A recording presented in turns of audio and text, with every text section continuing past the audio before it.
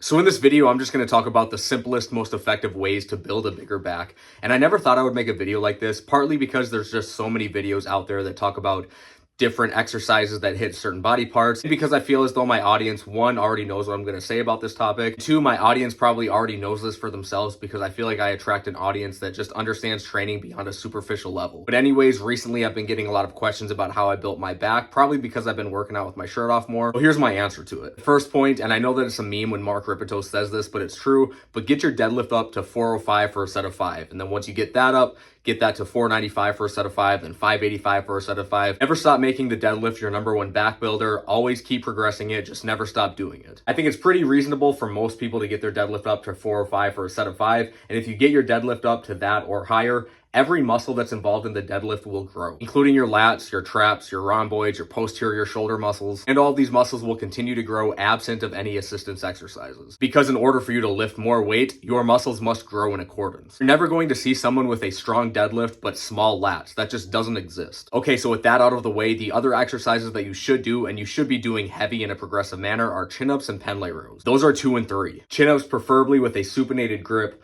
Lower yourself to a full dead hang on every rep and pause at the bottom.